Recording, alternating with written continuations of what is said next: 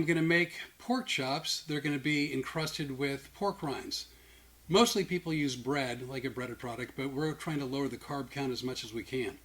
Renee and I went to a market and we got fresh pork rinds made right there on premises, but as it turns out, we didn't really like them. However, we went to another grocery store and we got store-bought pork rinds. So, here's a pork rinds. I'm going to, as opposed to putting them in a food processor, which I could do, I'm going to put them in a Ziploc bag and I'm going to crush them. That's something I think everyone can do.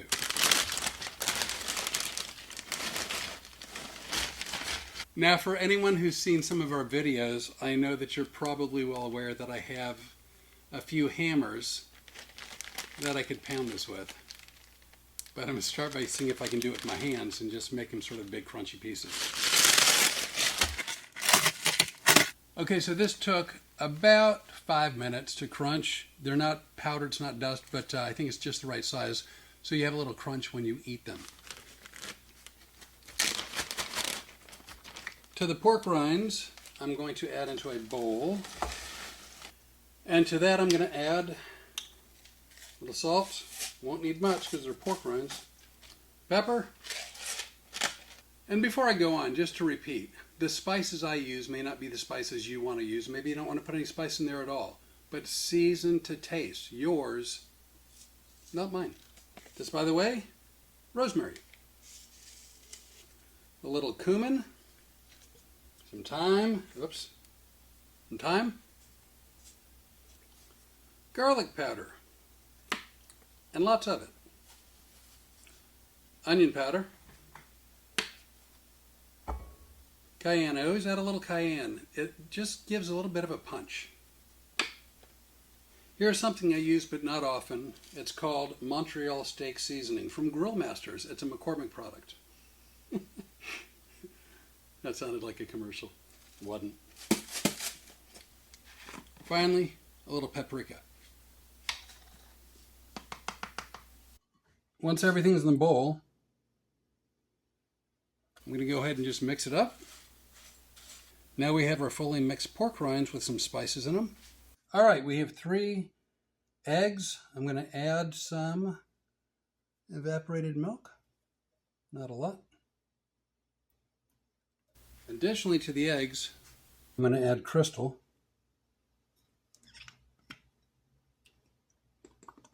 And finally, some garlic from Kirkland. Go figure. Surprise, surprise. About that much. All right, so now I have 3 eggs, some garlic, and some crystal hot sauce. And I'm going to mix this up. I'm going to beat it. Now I'm going to transfer this into a slightly bigger bowl so I can run the pork chops through it. So one of the reasons I'm doing pork chops today is I was at the grocery store and I just found chicken prices and beef prices to be far too expensive. And I'm just not spending the kind of money that they're charging these days. I'm hoping the prices go down. But I thought this pork was a pretty good value, and so pork chops encrusted with pork rinds it is.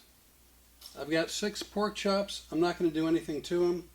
I'm not going to trim the fat. I'm just going to go ahead and run them through the egg. I'm putting some egg on it, and then I'm going to run through the pork rinds. And then let's see if these bad boys stick. Once I run them through the first time, I'm going to set them in a baking sheet with a wire rack. It's got a real good coating to it. So now we're going to pan fry them to sear them, and then we're going to stick them in the oven at 375. I'm going to preheat the oven right now to 375. I've got my trusty Lodge skillet. Absolutely love cooking in cast iron. Lodge. Why? Made in America. Great quality, great price. To that I'm going to add some extra virgin olive oil. Again, as always, Costco. How much? Well, enough to coat the bottom of the pan. As you can probably see in here, the grease is plenty hot. Grease, olive oil. So let's go ahead and get those pork chops in there.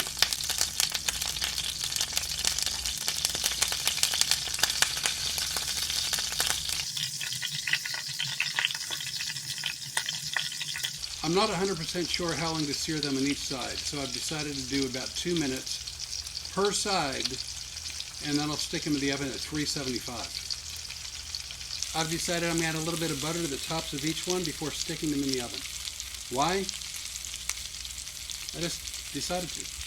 So there you have it, 6 pork chops breaded with pork rinds with a little dab of butter on top. And now I'm going to stick that in the oven for about 20 minutes. Alright, so I'm going to grab a piece. I'm going to grab a piece off the wire rack. Get it on a plate. I normally take pretty big bites of things, but I've been told that's not appropriate. So I'm going to take more of a smaller, video-friendly bite.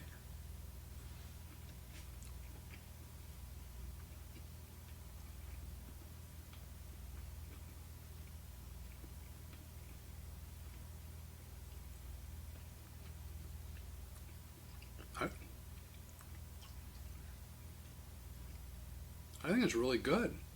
That's really good. Is this zero carb? I don't know.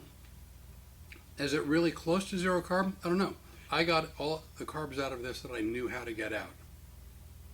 Pork rinds, pork, spices, eggs. That's it.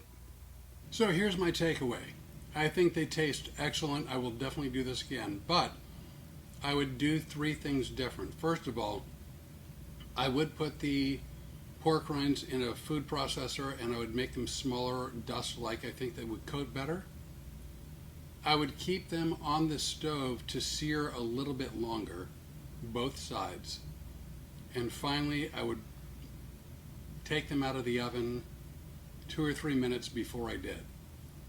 That said, even now knowing that the pork rind should be a little bit finer and it should be seared a little bit longer, these are excellent. I would eat this all day, every day. Low carb, really tasty, easy to make.